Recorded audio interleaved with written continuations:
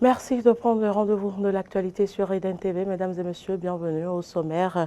Lancement officiel ce matin des travaux de la revue annuelle du plan de travail du ministère des Affaires sociales et de la microfinance. Les détails dans un instant. Ni de poules sur les voies publiques à Cotonou. Les populations des quartiers Yenawa et environ vivent le martyre à cause de l'état de dégradation avancé des pavés. Et puis hors de nos frontières, malgré les premiers signes de reprise de l'épidémie, l'essentiel des restrictions anti-Covid sont levées aujourd'hui en France. Le masque reste toutefois obligatoire dans les transports et dans les établissements de santé.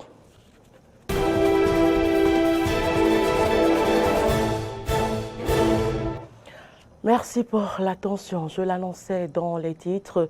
La ministre des Affaires sociales et de la microfinance, Véronique Toyin-Fodé, a officiellement lancé ce matin les travaux de la revue annuelle du plan de travail annuel 2021 de son ministère. La cérémonie couplée au lancement du plan de travail annuel 2022 s'est déroulée en présence des responsables des directions techniques et structures sous tutelle du ministère. Les taux d'exécution physique globale du plan de travail 2021 au ministère des Affaires sociales est estimé à 61,63% contre une prévision de 80%. Suivez les propos de Rodrigue Noutaï, Rompeg Redji et Véronique Toyin-Fodé, respectivement directeur de la planification, de l'administration et des finances et ministre des Affaires sociales et de la microfinance. Au-delà de l'évaluation du niveau d'exécution du plan de travail annuel et du niveau de consommation des crédits au titre de l'année 2021, nous allons retenir au cours des travaux de cet atelier de nouvelles résolutions et de nouveaux engagements pour une meilleure exécution de notre plan de travail annuel 2022. À cet effet, nous échangerons essentiellement sur les difficultés rencontrées au cours de l'année 2021. Faire des propositions conséquentes pour corriger les insuffisances pour un meilleur départ. Au regard de l'importance de ces sujets à débattre, je voudrais nous exhorter tout au long de cette séance à une participation active. En dépit des concertations techniques et orientations pratiques définies, les performances escomptées n'ont pas été atteintes. Le dynamisme collectif déployé pour la mise en œuvre globale du PTA 2021 s'est révélé insuffisant, avec 61,63% de taux d'exécution physique globale contre une prévision de 80%. Les réalisations sont largement en dessous des seuils de satisfaction. Cependant, un effort a été fait et je vous en exprime ma reconnaissance. Mais vous convenez avec moi que tant que l'écart reste grand entre les prévisions et les résultats, nous ne pouvons nous en féliciter. Nous sommes donc à l'heure du bilan annuel avec la nécessité d'explorer au mieux nos résultats. Nous devons nous interroger sur ce qui n'a pas marché, trouver les causes et les solutions pour avancer, mieux avancer. Je nous invite donc à mener des réflexions objectives et structurées en rapport au niveau d'exécution atteint et les nouvelles possibilités que nous pouvons déployer pour mieux atteindre nos objectifs. Nous avons le devoir et la responsabilité d'offrir des services de qualité à la hauteur des besoins de nos cibles. La dégradation des pavés de Yenawa en passant par ceux de Korwegbo et autres quartiers d'Akwakwa impose un calvaire récurrent aux usagers de la route, parfois au risque et au péril de leur vie. C'est un reportage signé Clémence Tonon. La voie pavée qui passe devant le 2e arrondissement de Cotonou est dans un état de dégradation avancée. Les pavés sont jonchés de trous et les dallettes des caniveaux affaissés par endroits.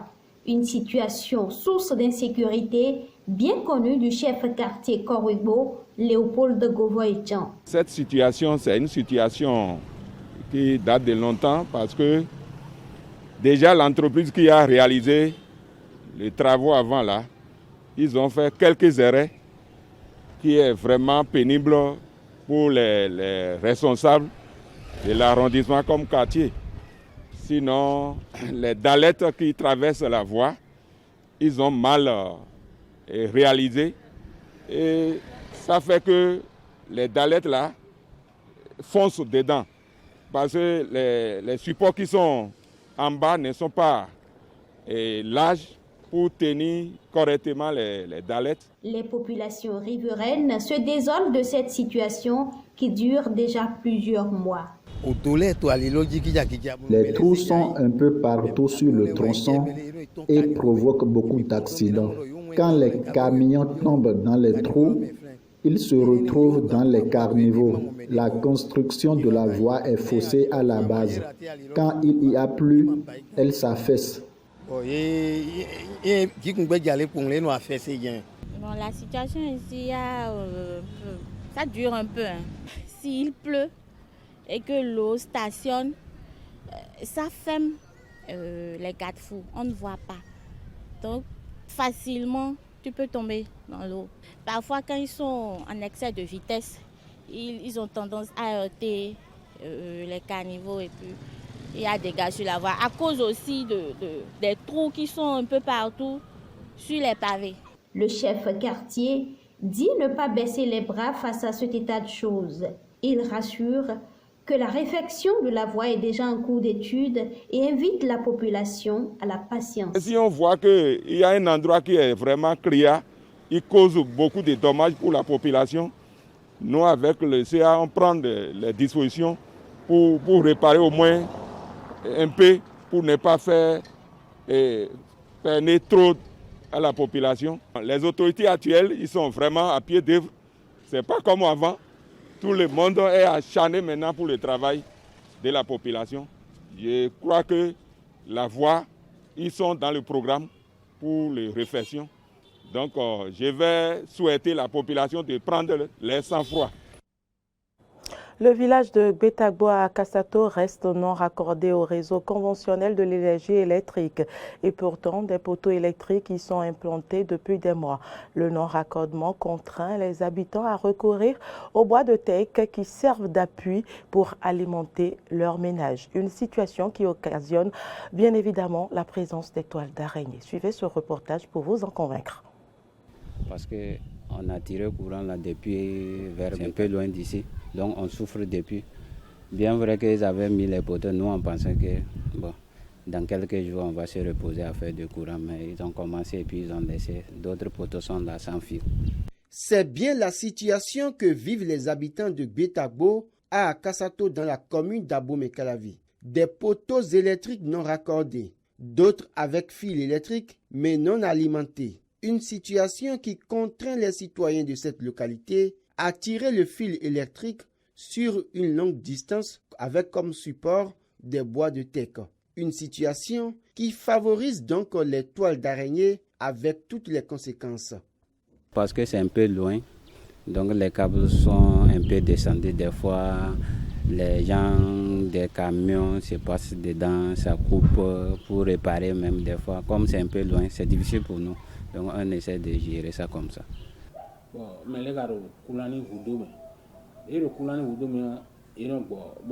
Les gens sont dans le besoin de l'énergie. C'est pourquoi ils font recours au bois de teck.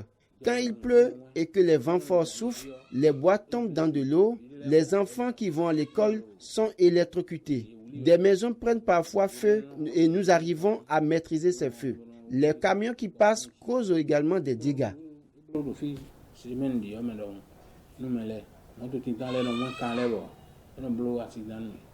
Cet état de choses est également à la base de la baisse de tension observée dans la zone et qui occasionne des dégâts sur les appareils des habitants. Et pourtant, au cours des nombreuses réunions faites avec les habitants, l'assurance leur a été donnée, mais des mois plus tard, rien. Le chef village et les citoyens se tournent vers les autorités.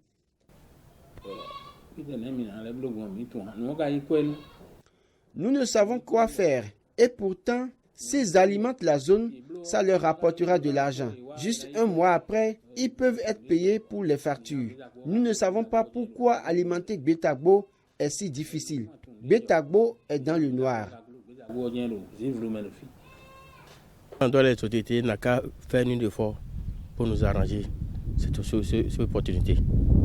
Vous avez compris? C'est ce qu'on va dire. Il n'a qu'à essayer pour nous finir nous donne les poteaux et les compteurs. Il y a l'endroit qui n'a pas de poteau. Oui, il y a l'endroit qui n'a pas de poteau. Et on a besoin de ça. Le Bénin a aujourd'hui une production énergétique d'environ 200 MW capable d'alimenter d'autres ménages, notamment le village de Bitagbo. On se demande donc pourquoi cette situation perdure dans cette localité, exposant les populations au risque. L'école primaire publique Agassa-Godoma est confrontée à certaines difficultés dans la traversée de la voie passant devant l'école et l'absence de clôture pour l'école. Frédéric Espoir Roumambou s'est rapproché des acteurs de l'EPP Agassa-Godoma. Suivez ici son reportage. École primaire publique d'Agassa-Godoma, un jour ouvrable, il est midi. Cet enseignant désigné maître de la semaine organise comme il peut les enfants pour assurer leur traversée sécurisée de la voie bitumée qui passe devant l'école. C'est la solution palliative trouvée pour une traversée plus ou moins sécurisée. Malgré la brigade de sécurité que nous avons installée dans l'école, à 10 h, les enfants s'échappent de l'école. Ils vont à la maison pour manger. La récréation ne dure que 15 minutes. Mais ils font pratiquement 30 minutes à la maison avant de revenir à 11 h. Or, la leçon a déjà commencé. Toi, enseignant, comment tu vas faire? Tu es obligé de supporter parce qu'il n'y a pas la clôture. Nous sommes au bord d'une voie publique. La vitesse n'est pas limitée. Pas du tout. Ils circulent comme ils veulent. Et parfois, ils renversent même les enfants. Et nous sommes obligés de gérer cela à midi. Pour régler ce problème, il nous arrive parfois de traverser la voie aux enfants. Mais c'est difficile, d'autant plus que toutes les classes ne sortent pas au même moment. Pour l'une des directrices des deux groupes qui constituent l'école primaire d'Agassa-Godoma, c'est un véritable casse-tête, la traversée des enfants. Même vous, adultes, vous ne pourrez pas traverser à 7h30. Les fonctionnaires, les commerçants, tout le monde est pressé d'aller à son lieu de travail, donc ils roulent à vive allure. Nous n'avons pas de passeurs. On ne peut pas en prendre, dans la mesure où il n'est pas possible que dans le budget scolaire, on investisse, on recrute du personnel. Et les passeurs, les rares passeurs que le chef du village a contactés ont voulu un salaire de 40 000, ce qu'il n'était pas en mesure d'assurer. Donc, pas de passeurs. Après maintes AG, on n'a pas pu trouver la solution. Le chef de village de la localité, très touché par les difficultés de la dite école, a mené plusieurs actions qui aujourd'hui restent sans succès. Mais Bara était au courant avec ses conseillers communaux. Vraiment rien ici. C'est moi-même qui ai entamé la clôture que vous voyez là. Hein? Et je voulais finir. Donc une des délégations communales est arrivée, m'a dit de stopper la clôture. Effectivement, j'ai exécuté au mot d'ordre. Sinon, j'allais finir la clôture de la devanture et mettre au moins une porte pour sécuriser d'abord l'école. Vous voyez derrière, j'ai pris des tôles et des pailles pour fermer le derrière. Sinon, ici, ça sert de devoir de passage à tous les usagers. Alors qu'on dit que c'est une école. Et c'est honteux, ne pas. Donc moi, je voulais sécuriser. Donc comme la mairie m'a dit de laisser que la clôture de l'école qui se trouve au bord des voies bitumées sont dans le cahier de charge de Ebomaf. Ah, si c'est ça, donc je suis obligé d'exécuter.